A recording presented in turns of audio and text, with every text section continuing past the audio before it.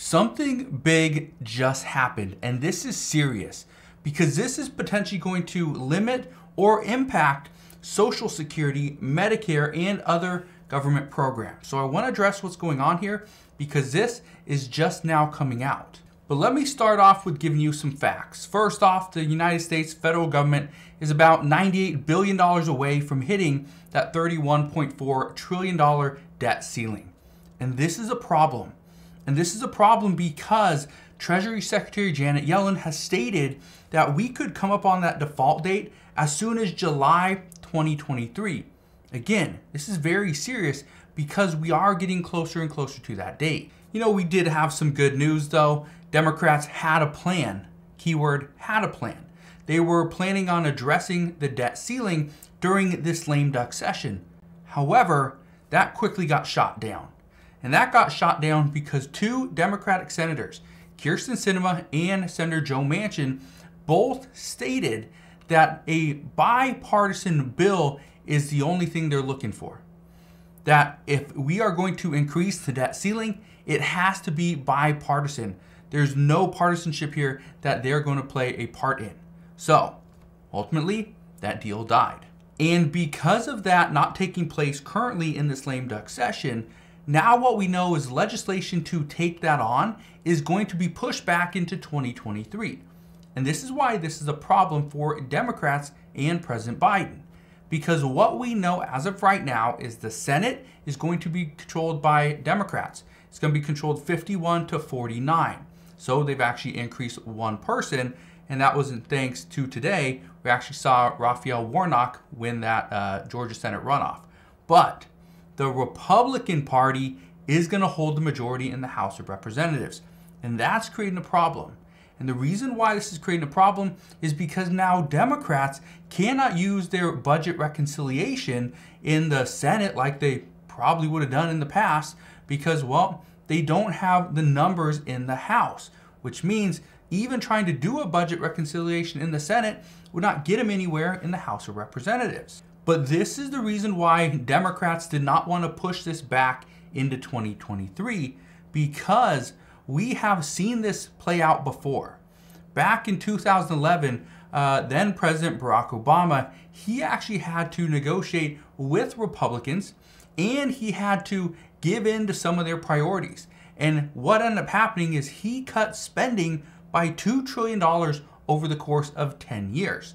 And according to reports and according to the second in command for Republicans, Senator John Thune, he is now saying that that's exactly what they're trying to do this upcoming year. So this has both some good news and some bad news. The good news is we could potentially reduce spending. The problem is, and this is where it's really bad news, where we're considering cutting spending is in those social programs like Social Security and Medicare and other government programs as well. And I will address what is considered being cut at this time. But first, I want to read you this statement from the Florida Senator Rick Scott, because he said just the other day, the debt ceiling is a real opportunity to figure out how to live within our means. And that's something that Republicans have been asking for many years is let's reduce spending. But again, they only started to reduce spending after Republicans didn't hold the majority in the Senate or didn't have somebody in the presidency. So what kind of changes are we about to see as a result of these negotiations? Well, Senate Republicans want to use this next debt limit increase to try to negotiate cuts and get rid of some of our federal spending. That's their goal. And according to recent reports, they say that we need to make major changes to Social Security and other entitlement programs. Now, when they say major changes, what they are talking about is they want to make changes that are going to prolong Social Security and prolong Medicare. They don't want to get rid of the programs. And I think that's where there's been a lot of misinformation is people are saying that Republicans just want to get rid of Social Security. And that's not necessarily the case. They want to keep some social spending programs because it does help, but at the same time, we have to limit the amount of spending that we actually incur. And so that's where there's a lot of that back and forth, and that's most likely where these negotiations are going to start. But according to the number 2 Senate Republican, John Thune, he said this should include a possible increase to Social Security's full retirement age. Currently, it is 67 years old to reach full retirement. However, the option that's on the table as of right now, according to Republicans, is let's push it to 70. And they say this is a good idea because we actually live longer than we have in the past. Well, yes, that's true, but we're not living for 10, 20 years longer. It's only just a couple. So one thing I can tell you is this is on the table. Let's raise the full retirement age from 67 up to 70. And just to give you an idea of where you stand and what this would mean to you, if you are about to collect benefits, let's say you're 66 years old and then they move it up, well, you'd essentially be screwed because you'd have to wait an additional 3 or 4 years. But if you are 67 and you're currently collecting benefits, what we are hearing is that you would be grandfathered in, you would continue to receive your benefits, and nothing would change. But if you're 67 or 68 and you haven't accepted benefits and you're not claiming, then they go and make this change. You wouldn't be grandfathered into anything. You would have to wait until age 70.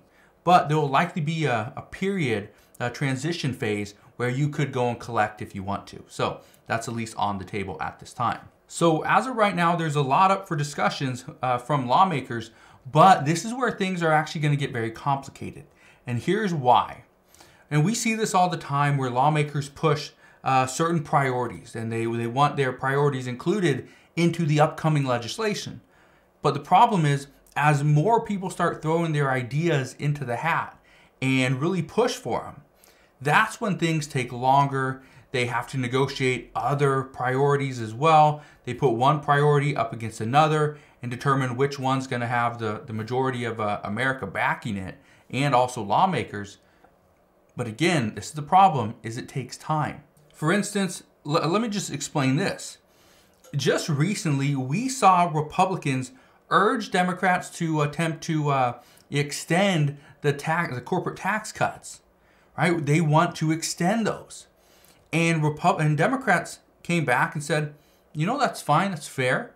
But if you want to extend your corporate tax cuts because Republicans say this would really help out our economy in troubled times, which we're kind of in, Democrats came back and said, yeah, that's fine.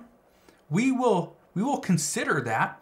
We will put that on the table. But at the same time, if we're going to give you these corporate tax cuts, you got to give us something else. And Democrats came back and said, we'll give you corporate tax cuts, but you need to give us the child tax credit payments. You need to bring that back. This is where things kind of got stuck.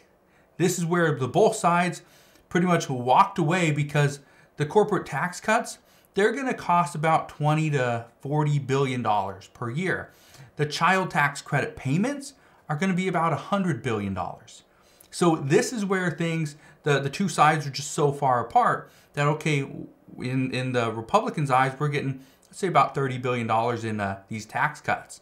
But for Democrats, they're going to get $100 billion in this additional spending program. And so that's where the two sides couldn't come to an agreement yet. So temporarily, those discussions are on hold as of right now. But according to experts, they say that this was expected. And they are anticipating that negotiations will actually ramp up once lawmakers go on vacation, then come back, or technically not vacation, they go on recess to end their year, or pretty much end their session. Then they come on back starting in January and they'll pick up somewhat right where they left off. So we will see what happens, but the one thing that I can tell you is make sure you do two things. Go ahead, click that subscribe button and click that notification bell so you never miss an update, because I guarantee you 2023 is going to be full of surprises and you don't want to miss them.